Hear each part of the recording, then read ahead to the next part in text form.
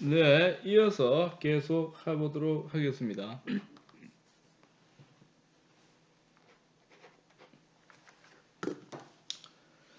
자, 지난 시간에 했던 것이 127페이지까지 했죠. 157행 이후에 지금 화살을 맞아가지고 지금 사느냐 죽느냐 하는데 맞은 사람 입장에서는 이제 뭐 급선 피해 갔다고 좀 안심하는 분위기, 다른 사람들은 잘 모르고 있는 그런 상황이에요. 그래갖고 이제 아가멤논이 슬피 한마디 하는 그런 장면이 나오고 있습니다.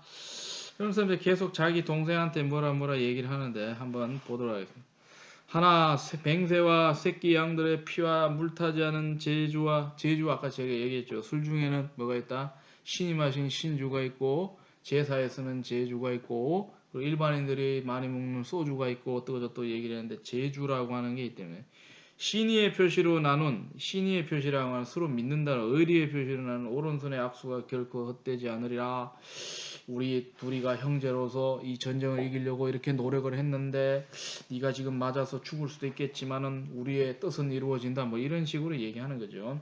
올림푸스의 주인께서 이건 제우스죠. 그죠? 지금 당장은 아니라 하더라도 언젠가는 반드시 이루시게 하실 것인즉 대업은 이루어지고 트로이에 대한 복수는 이루어지고 네가 원하는 헬레네는 되찾게 되고 그러고 난 다음에 이 사악한 트로이는 멸망당하고 뭐 이런 얘기입니다. 그때는 저들의 머리와 아내와 자식들로 비싼 값을 치르게 되리라.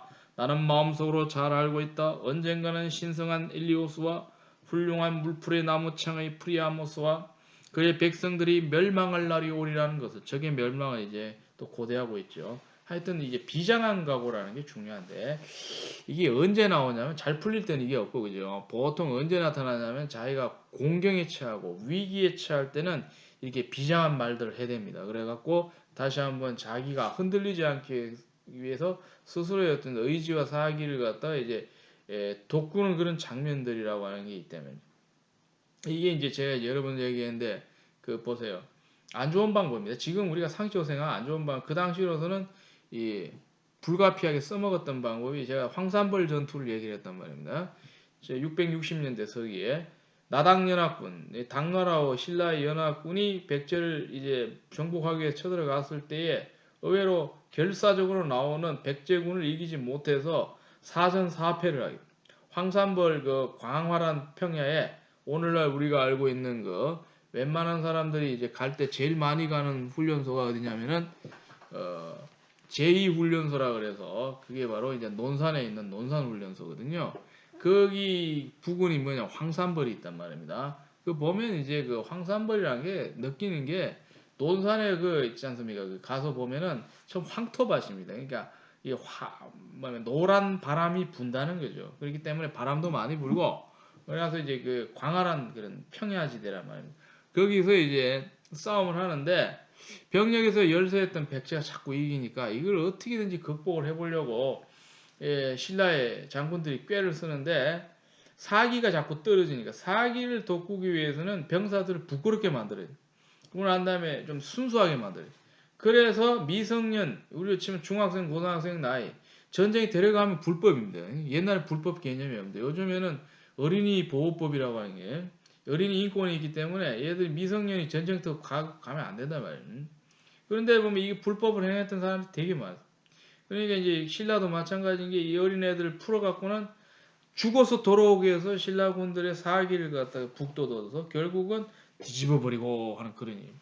이런 사건이 또 어디서 나타나느냐? 어린이들을 갖다 전쟁에 투입했던 흉악한 사람이 바로 2차 대전을 일으켰던 독일의 히틀러.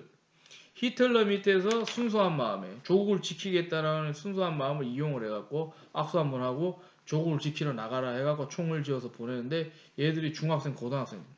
그래서 얘들 뭐라 하냐면 히틀러 융이라고 그래요. 히틀러의 소년들이라.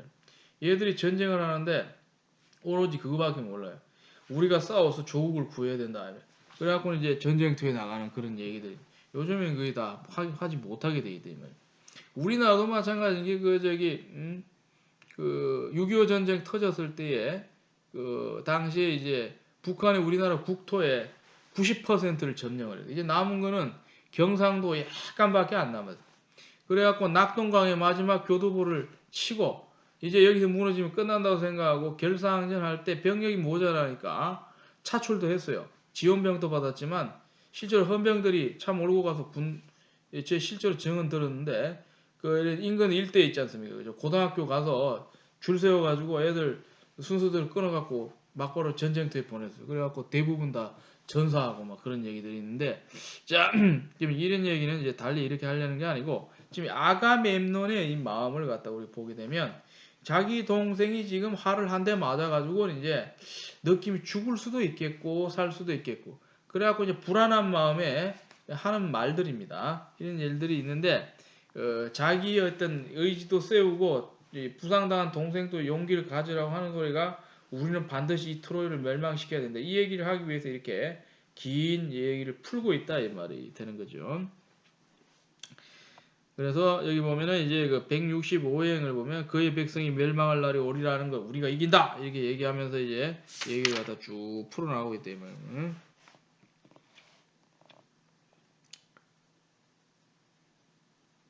그래갖고 이제 동생한테 이렇게 긴 얘기를 하니까 이제 메넬라우스가 이제 안심시킨다고 한마디 하는 게 나오는데 184행을 보세요. 128페이지에 용기를 내십시오. 그리고 아카이오의 쪽 백성을 놀라게 하지 마십시오.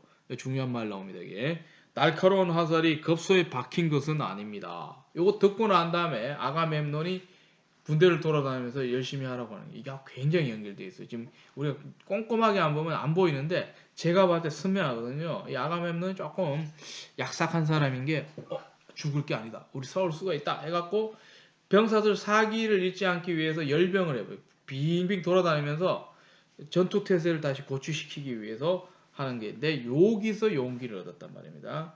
날카로운 화살이 겁수에 맞은 것은 아닙니다. 하는 그 말입니다. 그 말.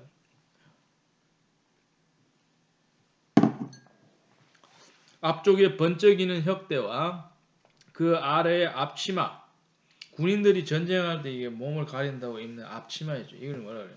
거들이라고 합니다. 거들. 이 거들에서 유래해갖고 나중에 여성들의 옷으로도 거들이란 말을 쓰는데 요새는 이제 거들이란 말도 잘 안 쓰는데 이게 전부 여기서 서양에서 온 말들입니다. 자, 녹갓장이가 공들여 만든 동판 베띠가 나를 지켜주었습니다. 통치자 아가멤논이 그에게 이런 말로 대답했다. 자, 사랑하는 메넬라우스여, 그랬으면 오중이나 좋겠느냐 하면서 이제 의사에게 상처를 보이고 약을 좀 붙이도록 해야 되겠다 해갖고는 어떻게 되냐면 이제 의사를 부르러 사람을 보냅니다. 그래서 이제 마카온이라는 사람이 이제 의사로 나오는데 이 사람 부르러 보내는 동안에 이제 이후에 다른 이제 얘기들이 나오는데 이게 이제 열병을 하게 된다는 거죠. 그래서 197행까지는 아테나가 나타나서 트로이의 판다로스를 시켜서 메넬라우스를 부상 입히고 그러고 난 다음에 부상당한 메넬라우스에게 이어진 대화 여기까지가 이제 이 두 번째 흐름이고 이제 198행부터는 이제 열병으로 향해 간 군대를 사열한다는 거죠. 아가멤논이 왜? 메넬라우스가 부상당해서 혹이라도 전쟁 못하고 비실비실거릴까봐 걱정이 되니까 돌아다니면서 전쟁 잘해야 된다고 이렇게 하는 거예요. 굉장히 지루한 그런 대목이 나오는데 필요한 대목만 좀 보겠습니다. 크게 뭐 설명할 건 없고 뻔한 얘기인데 자 어쨌든 아직까지 열병 나오는 건 아니고 자 그래가지고 이제 이렇게 말하자 198행 전령은 그의 말을 듣고 거역하지 않았다. 그래갖고 이제 마카온을 찾으러 보내고 자 그러고 난 다음에 그 주위에는 말을 먹이는 트리케라고 하는데 트라키아를 말하는 것 같아요. 제가 봤을 때 그리스 동쪽 제일 외진 데를 말하는데 거기에서 그를 따라온 방패를 든 군사들의 대열이 있다라고 하는. 그래서 전령은 가까이 가서 물 흐르듯 거침없이 말했다.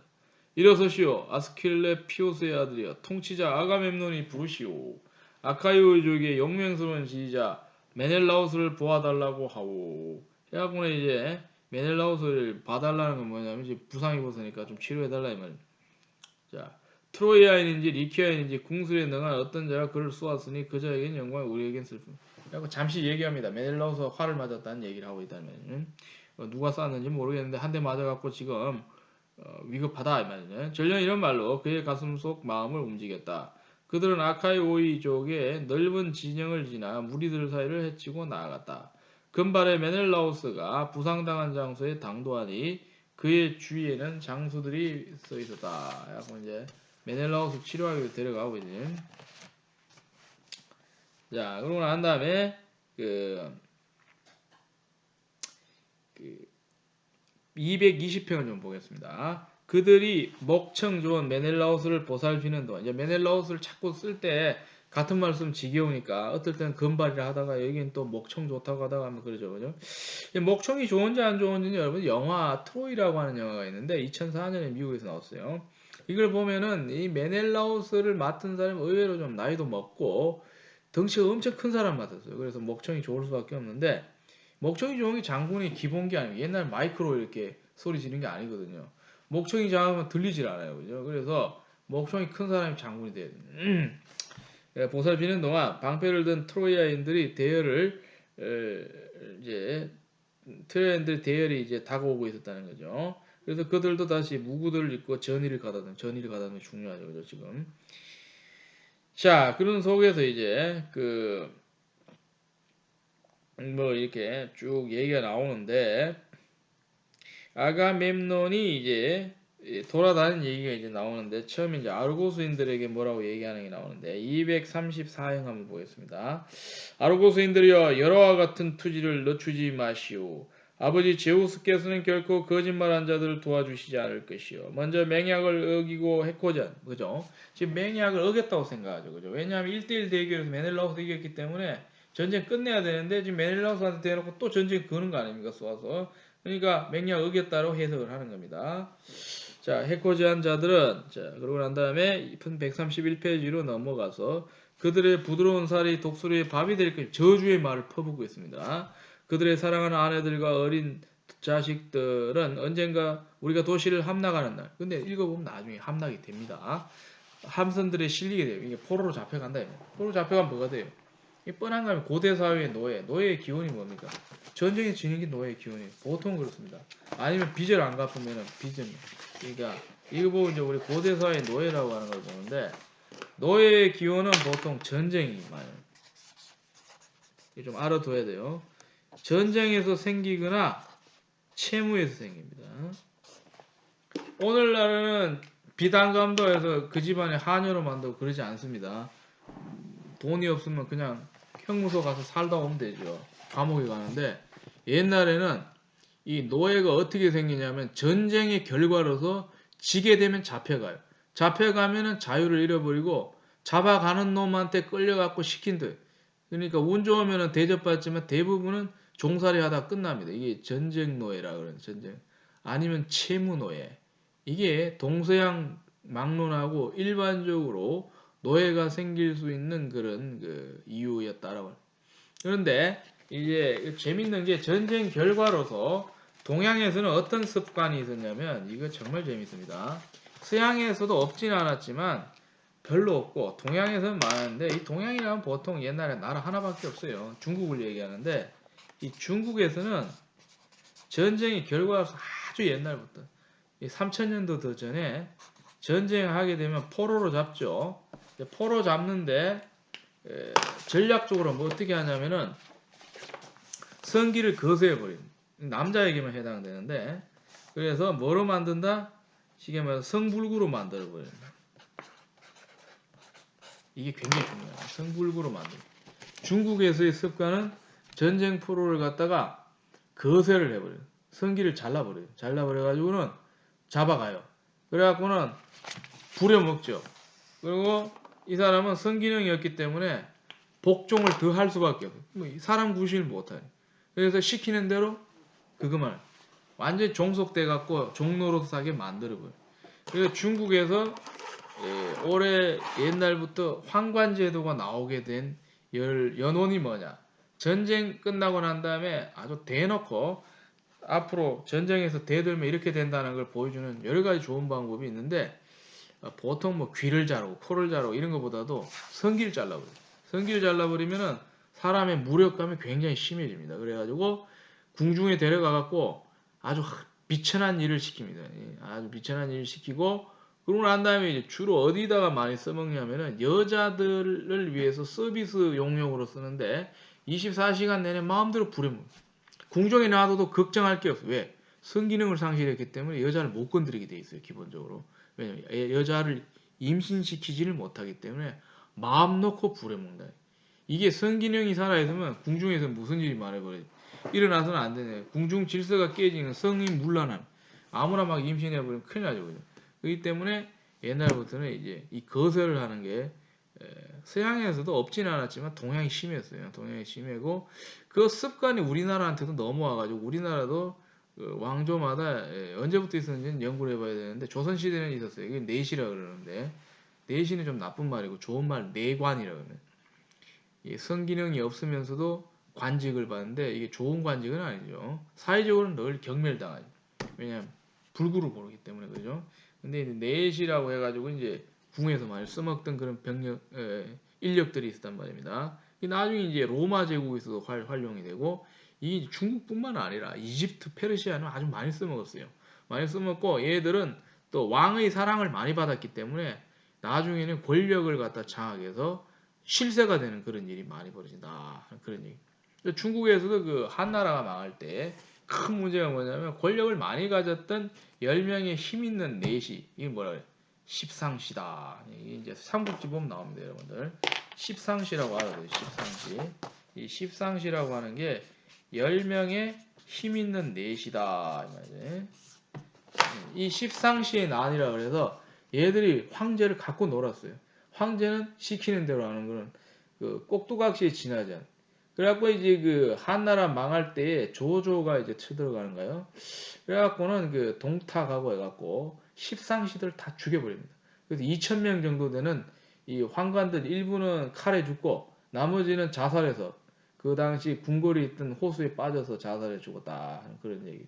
그래서 이제 이런 것들이 굉장히 이제 서양이나 동양에서 많이 그걸 했는데 제가 이제 갑자기 이 생각이 좀 나가지고 239행에 도시가 함락하는 날 함선에 실리게 된다는 말이 노예로 잡혀간다면 서양은 아무래도 이런 거세하는 풍습이 없었기 때문에 거세할 가능성은 별로 없고 가면 뻔합니다. 죽을 때까지 그냥 거기 시키는 대로 살아야 돼요. 신분이 변하려면 거기서 뭔가 업적이 있어요. 이게 불쌍하게 된단 말이에요. 응? 옛날에 전쟁 때문에 노예가 많이 생겨. 요즘에 뭐 전쟁해갖고 노예 만들 수는 없죠, 그죠? 그렇죠. 포로 잡히면 뭐가 없어요. 자유가 없는 건 사실. 그러니까 포로를 보통 안 잡히고 뭐 차라리 자살해라 뭐 이런 말들도 많은데 어쨌든 간에 우리 도시가 함락하는 날 함선에 실리게 될 것이다 이렇게 얘기를 하고 있습니다. 자, 그러고 난 다음에 이제 그러나 누구든 가정스러운 전투에서 물러서는 것이 보이면은 그는 성난말로 꾸짖었다. 이제 안 된다 이 말이죠. 그래서 전의를 돋구기 위해서 그렇게 얘기한다. 그 밑에 나오는 이런 말들은 이제 그게 관련돼서 추가로 나오는 그런 직접 인용들이니까 그렇게만 아시면 되고 250을 잘 보세요. 이게 중요한데 이렇게 지휘하며 그는 아가멤논을 말하죠. 전사들의 대열사를 돌아다니 이게 뭐 열병이란 말이에요. 사열이에요. 이 사열하고 열병이 여러분 궁금하면 군대를 가보면 말이에요. 이게 얼마나 영광스러운 일이냐 이 말이에요. 그 지휘관으로서 최고의 명예는 뭐냐면 제일 큰 건 당연히 전쟁이 벌어질 때 이기는 거 이게 최고 명예입니다. 근데 전쟁이 벌어지지 않은 상태에서 영광을 실제로 느껴볼 수 있는 실감 나는 게 뭐냐? 자기가 지휘관으로 대접받을 때. 뭐 지휘관도 종류가 많아요. 병력 몇 명 안 되는 거 있고 제일 좀 큰 지휘관이 뭐냐면 이제 장군들이죠. 자기 밑에 병력이 10,000명, 20,000명. 보통 이제 그 사단장이 최고의 명예를 누린다는데 한 10,000명 정도 있거든요. 자기 휘하에 자기 명령을 직접 받는 애들이 자기 바로 밑에 별 하나부터 해가지고 2등병까지 해가지고 엄청나게 많아요. 얘들이 자기에게 충성을 맹세할 때 이걸 갖다가 이제 어디서 확인하냐면 행사에서 보통 어떤 행사가 있냐면 국군의 날도 있고 뭐 사단이 만들어진 창립 기념일도 있고 뭐 또 뭐 우리나라 역사에 군인과 관련된 날 이런 때에 행사를 한다면 하면은 사단장이 필요할 때마다 사열을 한단 말이에요. 그러니까 병력들이 연병장, 운동장에 쫙 늘어서 있어요. 뭐 동원하기 나름이겠죠. 뭐 몇백 명 나올 수도 있고 뭐 경우에 따라 수천 명 나올. 그럼 얘들이 사단장 지나갈 때마다 자기들이 앞에 지나가면은 구호를 하죠. 충성이나 뭐 이렇게 경례를 하고 사단장을 맞받아서 쳐주고 그러고 난 다음에 찝차를 타고 쭉 도는데 그 우렁차게 충성을 맹세할 때 이걸 제가 이제 관객으로 보더라도 굉장히 부럽더라고요. 부러운 걸 많이 보고. 저도 그 지휘관이 이 취임식 하는 것도 본 적이 있는데, 그 정말 그 몇 년에 한 번 볼까 말까 하거든요. 그 보면 그 대접받는 거 보면 굉장합니다. 이게 사열이라 그러는데, 직접 이 병력들이 있는 데를 갖다가 돌아다니면서 관찰하는 것. 이게 굉장히 이 사열이 주는 쾌감으로 형용할 수가 없고, 그러고 난 다음에 사진으로 봤을 때 굉장히 제가 이거 굉장히 그 한번 받아보면은 흥분되겠다 싶은 걸 본 게 뭐냐면은 그 웹사이트 가다 보면요. 2차 대전 관련돼 있는 웹사이트에 사열을 받는 게 나오는데 제 눈대중으로 봐도 어마어마한 병력 끌어모았습니다. 한 10만 명, 20만 명 좋게 끌어모았. 제가 봤을 때 평수로 보면 보통 야구장 한 100배 되는 그런 거대한 공간에 평야에다가 히틀러가 그죠. 군대에서 이제 병력을 출동시키기 전에 한번 쳐다보는 장면. 일장 연설하고 이제 출동하라는 거죠. 2차 대전 때인데 한 10만 명 이상 모인 것 같아요. 그걸 탁 내려다보면서 위에서 이렇게 손을 탁 잡고 연설을 하는 장면이 있습니다. 그건 오늘날 있을 수 없어요. 오늘날 그걸 동원할 수 없고 그렇게 할 수 있는 게 예전에는 가능했단 말입니다. 왜냐하면 독일군 같은 경우는 500만 명 이상 있었단 말입니다. 그래서 뭐 몇십만 명 우습게 모아요.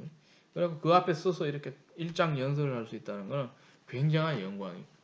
요즘에는 이제 그 권위주의적인 정부가 아니고 민주주의 해야 된다 그러고 불필요한 허례의식을 없애자 그래서 잘 안 하는데 우리가 어릴 때만 하더라도 이제 우리나라가 민주화가 덜 됐고 그런데 대통령 리더십이 굉장히 중시되던 때여서 그때만 하더라도 국군의 날이 되면요 요즘에 행사할 때도 있고 안 할 때도 있는데 그 서울 한복판 여의도 같은 데다가 우리나라에서 보여줄 수 있는 좀 뛰어난 군대들을 다 집결시키는 거 많이 오면 막 몇만 명이 오고 거기에 대통령이 돌아다니면서 사회를 합니다. 이렇게 하면 자기 부대 지나갈 때마다 이렇게 경례를 하면서 충성을 맹세하는데 그런 거 보면은 굉장히 그 지휘관이랄까 지도자가 지니는 명예라 굉장하다는 걸 알 수가 있습니다. 그래서 지금 아가멤눈은 그런 영광을 받는 건 아니고 병력들이 사기가 떨어졌을까봐 돌아다니면서 자극을 하고 있어요.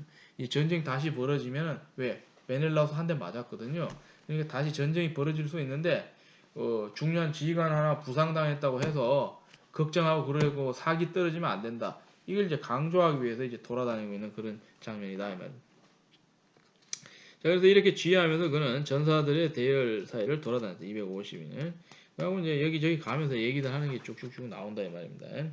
자, 그래 쭉 가면서 하다가 한 얘기하는 건 비슷해요. 그래서 이걸 뭐 계속 읽을 필요는 없고요. 그래서 제가 필요한 대목을 좀 보겠는데 그래갖고 이제 그 어디를 보냐면요.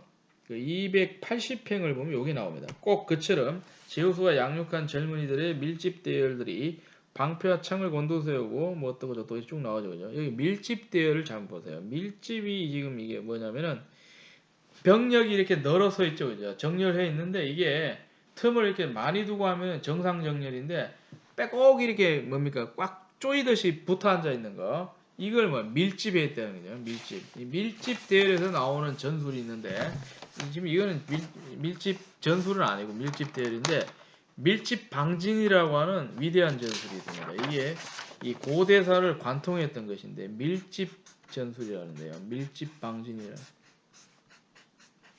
이제 현장 수업하면 이건 이제 파워포인트를 날리고 설명도 하고 할 것들이 많은데 지금 한계가 있어서 안타까운데 원어로 보면 이제 팔랑크스라고 말합니다. 팔랑크스. 아마 들어봤을 겁니다. 그리스에서 나와서 로마에서 엄청나게 업데이트됐던 전술인데요.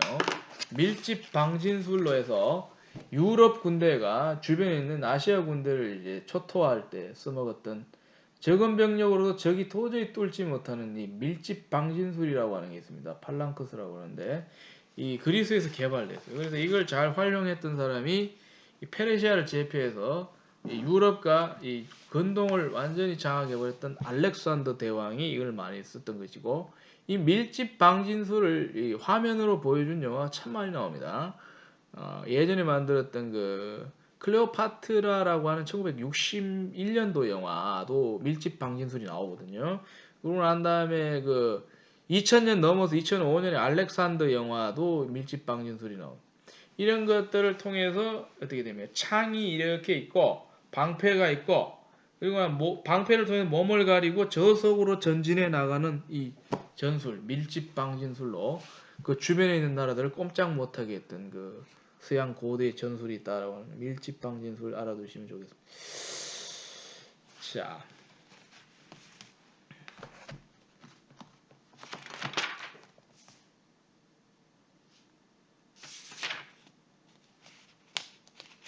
자, 그래가지고 이제 그 이 아가멤논은 여기저기 막 돌아다니죠, 그죠? 자기가 있는 그 하도 많은 연합군들 데리고 왔으니까 여기저기 가서 어떤 데는 가서 칭찬하고 어떤 데는 가서 여기 전투 태세 잘 갖추라고 좀 비판도 하면서 이제 사기를 돋우는 그런 일들을 하고 있다라고요.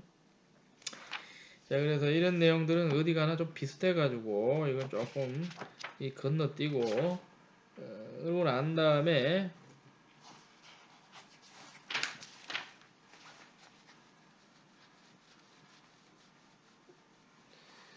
그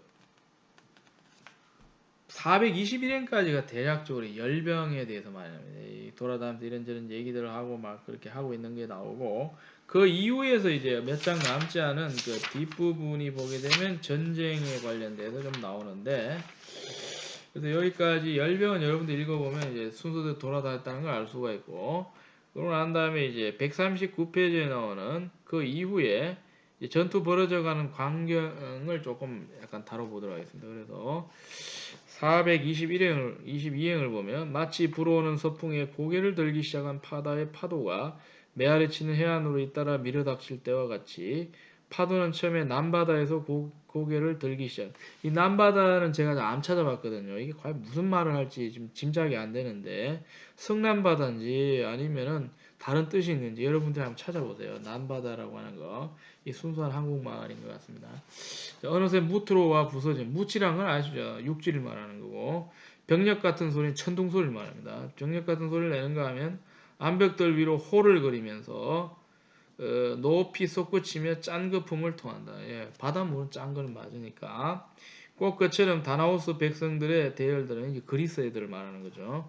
잇따라 쉼없이 싸움터로 몰려갔다.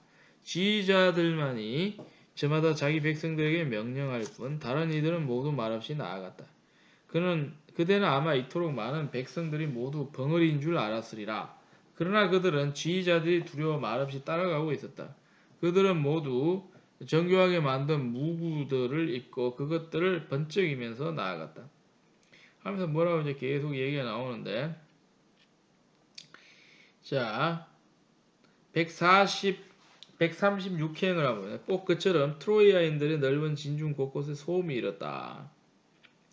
그들은 여러 곳에서 불려온 자들, 이제 트로이 진영을 묘사하고 있는데, 싸우기 전에, 그죠? 양측이. 트로이 진영을 묘사하고 있는데, 이게 재밌어요. 그들은 여러 곳에서 불려온 자들인지라, 언어와 음성이 모두 같지 않고 여러 마리 뒤섞여 있다.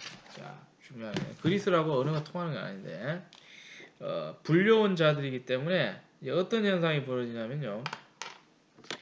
트로이도 전쟁에 대비해서 자기 병력 갖고 안 되니까 주변에 있는 나라들 끌고 갖고 왔을 거예요. 불려온 자들이기 때문에 이거는 보통 어떻게 보면 용병도 있고요. 용병 아닌 것도 있어요. 용병은 여러분 알죠? 뭐가 용병인지. 이거는 돈 받고 대신 전쟁해주는 지구 역사에서 흔히 나타나는 용병입니다. 용병. 용병은 자기가 원래 의무적으로 소속감을 가지는 그런 병력이 아니고 대가를 잘해주면 열심히 싸우고 안 그러면 안 하는 그런 용병이 이제 많이 나오는. 그 그리스 연합군도 용병하고 크게 다를 바가 없는 게 아가멤논이나 메넬라오스는 진짜 답답하니까 전쟁에 나머지 애들은 부탁받고 오는 애들이기 때문에 자기 신념 틀려지면 금방 그만둘 수도 있는 거거든요. 이 트로이도 마찬가지. 트로이 사람들만 책임감이 있는 거지 나머지들은 용병이기 때문에 용병은 못 믿는다 이 말입니다. 이 용병이 이제 원래는 군사 용어란 말이에요. 돈을 받고 전쟁하는 애들, 조건부로 전쟁하는 애들인데 이런 걸 갖다가 어떻게 돼요? 스포츠에서는 용병이라는 말을 쓰죠. 외국에서 온 애들을 갖다가 보통 용병이라고 그러는데 이게 뜻이 이제 확산이 돼버린 것인데 인류 역사에 용병이 참 많았습니다. 용병이 많고 이 용병이 이제 쉽게 말해가지고 잘 통할 때도 있고 안 통할 때도 있는데 궁극적으로 힘드는데 로마 제국이 멸망할 때는 이 용병의 문제가 심각하게 빼도 박도 못하는 상황. 로마 제국 일단 컸다는 데 문제가 있는데 이 너무 크다 보니까 자기가 믿는 인력 갖고는 이제 대책이 없대요. 그래갖고 다른 애들을 써야 이제 뭐라 그럽니까 제국 방위가 되는데 하다 보니까 자꾸 어디를 씁니까?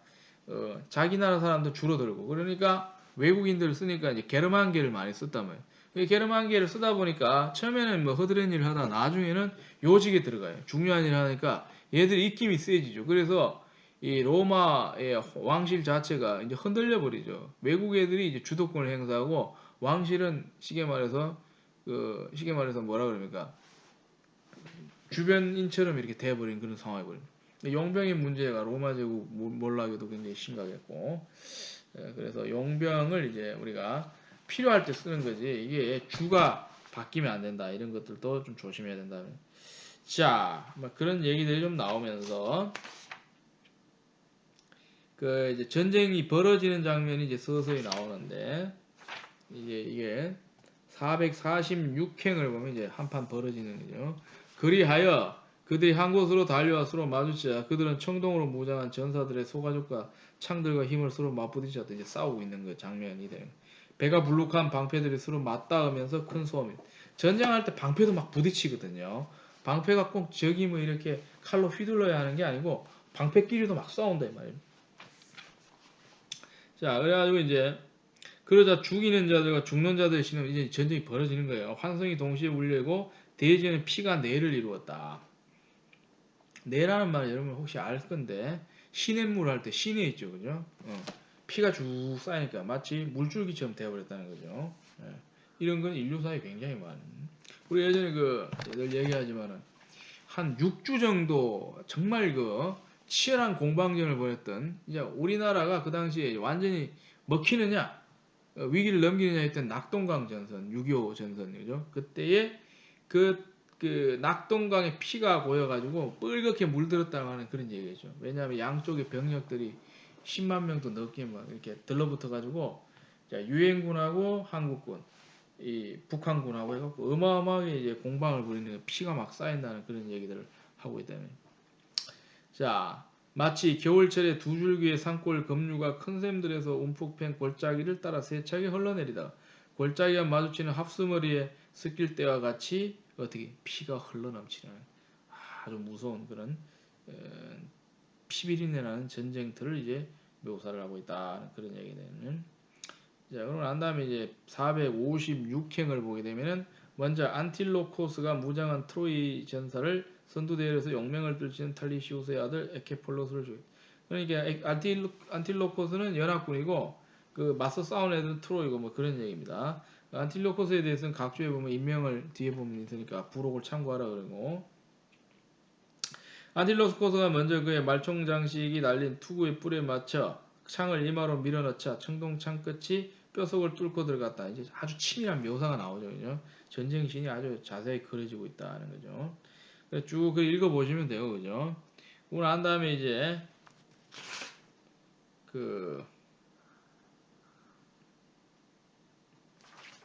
전쟁신이 좀 묘사가 좀 되어 있는데 142페이지 좀 넘어가가지고 한번 보게 되면 499행을 보면 프리아모스의 서자 데모콘을 마쳤다. 이 말은 프리아모스의 자식도 나와서 전쟁하는데 어떻게 전쟁하다 보면 한 대 맞았다 이 말이네. 서자라고 하는 거 여러분 보면 잘 알아야 되는데 뭐 이거 모르는 사람 없을 겁니다만 서자가 베스타드라고 영어를 쓰는데요. 이게 뒷구멍으로 난 자식입니다. 그러니까 정통으로 나온 게 아니고 정부인이 아니고 뭐 이렇게 첩으로 들어온 부인이다. 베스타드. 이 서자 문제가 이제 우리나라에서 불거진 것도 서양도 서자가 문제가 있어요. 왜냐하면 권력을 받을 때 이제 핸디캡이 있는데 홍길동이 허균을 써가지고 이제 서자의 문제, 뭡니까 형을 형으라 부르지 못, 아버지를 아버지라 부르지 못한다는 그 말이죠, 그죠? 왜 서자의 자식이니까. 그래갖고 이제 허균이 있었던 건 뭐냐 신분이 이렇게 불평등하면 안 된다라고 해서 이미 그때만 하더라도 임진왜란 때쯤 있었단 말입니다. 그때만 하더라도 이 사회 문제를 갖다가 이제 화했던 거죠, 그죠? 이 서자의 문제가 굉장히 심각하게 대두됐던 게 19세기, 20세기 넘어오면서 서을 차별이 있단 말입니다. 서자가 차별당한 걸 언제 봤냐면은 공산당이 들어오면서 이걸 갚는 그런 역사적 배경도 있어요. 여기에 대해서 시간이 없어서 설명 못 하는데, 그래서 그 프리아모스도 이 쉽게 말해서 정식으로 난 자식들 그 헥토르나 파리스가 있을 뿐만 아니라 여기 다른 애들도 왕은 후궁들이 많으니까 그죠? 그런 게 있었다라고. 시간이 다 돼갖고 여기까지 못 하겠고, 그래서 이 오늘 한 거는 그 맹약이 깨지면서 메넬라우스 부상당하면서 아가멤논이 자기 전체 연합군을 한번 돌아보는 그런 장면이에요. 그 다음 시간에는 이제 5권으로 넘어가게 되는데 잘 준비해서 다음 시간에 수업 임하길 바랍니다. 여기까지 하겠습니다. 감사합니다.